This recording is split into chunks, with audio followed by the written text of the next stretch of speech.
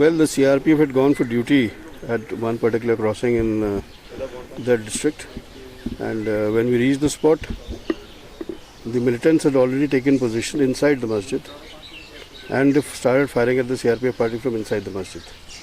The CRPF retaliated the fire very bravely. This boy who was martyred, his role was very significant. The retaliation was effective. While this retaliation and the firing by the militants was going on, a private person, he came in a car and he got into the melee. Unfortunately, when he was getting down, and I think we are still to reconstruct properly, but we assume that when he was trying to take the child out of the car, he was shot on the back by the militant bullet from the masjid. All of us have gone to the spot and seen the angle of fire. We are very clear technically that this is the bullet of the militant. And the militant killed the man. The child obviously was scared. He ran and he was rescued by a boy of the CRPF who was there close by, and he took care of him till the firing by the militants continued. The militants were forced to flee away. They went from the masjid. Inside the masjid, they went back, and from the rear side, they flew away. The retaliation by the CRPF was effective. We assume we found bloodstains. Inside the mosque, we find more than 60 MTs plus 2 magazines.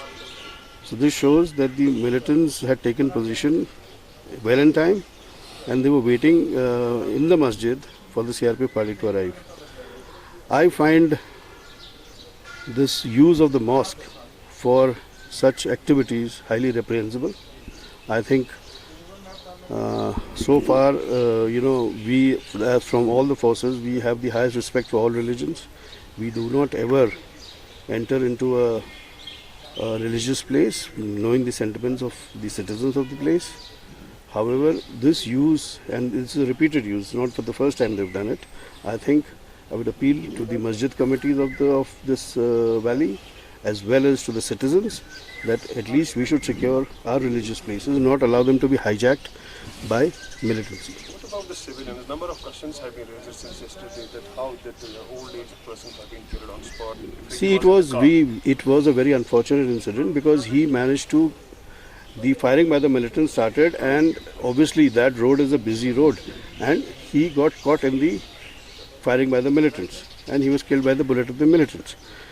It was an extremely unfortunate incident, which I think some people have tried to give it a spin by saying that the CRPF took him out of the vehicle and shot him. This is totally untrue. I would say with full responsibility, after visiting the place, after talking to everyone, after examining a lot of technical details and including cameras. So we are very confident of what has happened. I would request the people who are spreading these carnage, they should blame the militant, that militants are hiding in mosques and trying to, in their great eagerness to kill security forces, they don't care about whether a child is there or an elderly person is there, they just fire. The man, I would say in unequal terms, the man, the unfortunate civilian who died, has been killed by the militants firing from a mosque. And there is no question of the CRPF being involved in this. In fact, the CRPF was restrained, knowing that the mosque, they are firing from the mosque.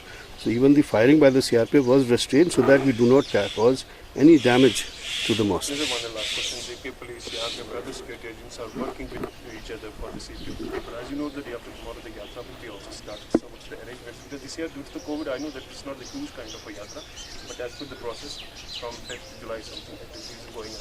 See, all the security forces, whether it's the Jammu and Kashmir Police or the Indian Army or the CRPF or other paramilitary forces, we are all working in perfect synergy.